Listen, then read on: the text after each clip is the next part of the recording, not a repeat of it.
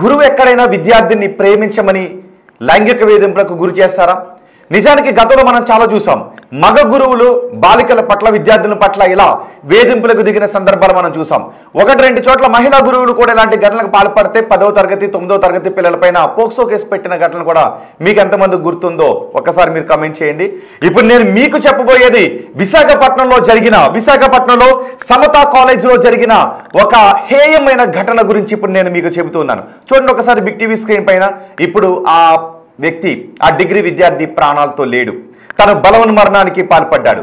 తన బలవన్మరణానికి కారణం అదే ఒక కాలేజీలో, సమతా కాలేజీలో ఉండే లెక్చరర్, ఒక మహిళా లెక్చరర్ కారణం అని చెప్తున్నారు. మహిళా లెక్చరర్ అతన్ని వేధింపులకు గురి చేస్తుంది. తన దగ్గరకు రావాలి అని, తనతో ప్రేమగా ఉండాలి అని వేధింపులకు గురి చేస్తోంది. ఆ వేధింపులు తట్టుకోలేకే ఆ వ్యక్తి, ఇప్పుడు మీరు బిగ్ టీవీ స్క్రీన్ పైన చూస్తున్న ఆ డిగ్రీ చదువుతున్న విద్యార్థి బలవన్మరణానికి పాల్పడ్డాడు అని చెబుతున్నారు. నిజానికి ఆమె వేధింపులకు గురి చేసిందా లేదనేది పోలీసులు తేల్చాలి. నా దగ్గర బిగ్ టీవీ దగ్గర చార్ట్ ఉంది. ఇద్దరికి మధ్య జరిగిన ఒక చార్ట్ ఉంది. కానీ ఎవరైనా గురువులు ఎలా చదువుతున్నావు ఏంటి అనే విషయాల గురించి మాట్లాడతారు తప్ప పర్సనల్ విషయాల గురించి లోతుగా వెళ్ళి గురువులు విద్యార్థులతో మాట్లాడే సందర్భాన్ని మనం చూడం. కానీ ఇక్కడ అలాంటి చార్ట్ మనకు కనిపిస్తుంది. మీకు ఆ చార్ట్ కూడా చూపిస్తాను. అదిగో ఆ గురువులను బ్లర్ చేసాం, ఎందుకంటే మహిళా గురువులు కాబట్టి బ్లర్ చేసాం.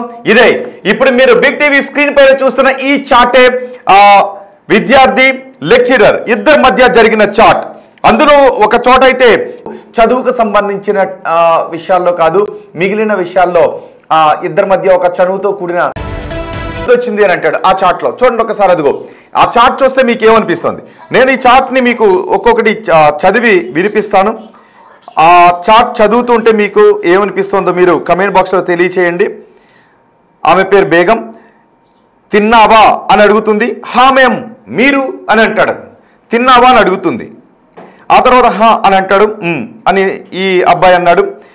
మాట్లాడాలని అనిపిస్తే మాట్లాడు, భయంతో కానీ బలవంతంగా కానీ వద్దు. ఎస్, టీచర్ చెప్పినటువంటి ఈ ఒక్క లైను మీరు చదివితే, అంటే ఇంకొక చార్ట్ స్క్రీన్ షాట్ వస్తూ ఉంటుంది, అందులో మీరు చూడండి. మాట్లాడాలని అనిపిస్తే మాట్లాడు, భయంతో కానీ బలవంతంగా కానీ వద్దు అని టీచర్ అంటుంది. భయంతోనూ బలవంతంగాతోనూ మాట్లాడు అని అంటమేంటి లెక్చరర్? ఇది అనుమానించదగినటువంటి లైన్స్ ఇవి. సరే మ్యామ్ అని ఈ విద్యార్థి అన్నాడు, సాయి అన్నాడు. నీకు అవసరమైతే రియాక్ట్ అవుతావు, లేదంటే లేదు.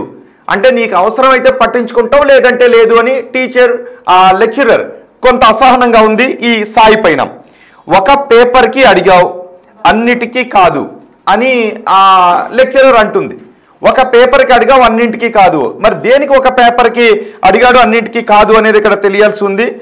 నేను నొప్పితో రాయలేక చెల్లితో రాయిపించా మ్యామ్ అని అంటాడు. తర్వాత ఏంటి నొప్పి, అసలు ఏమైంది అని అడుగుతుంది. ఈ విధమైనటువంటి చాట్ కాన్వర్సేషన్ ఉంది. ఒకసారి మా ప్రతినిధి రాజుతో మాట్లాడదాం. రాజు ప్రస్తుతం ఈ సమతా కాలేజ్ దగ్గరే ఉన్నారు. సమతా కాలేజ్ దగ్గరికి సాయితేజ స్నేహితులు, సాయితేజ బంధువులు అక్కడికి వచ్చి ఆందోళన చేస్తున్నారు. రాజు, అసలు ఏమైంది ఈ ఘటనలో? వాస్తవాలు ఏంటి? నిజంగానే ఆ మహిళా గురువు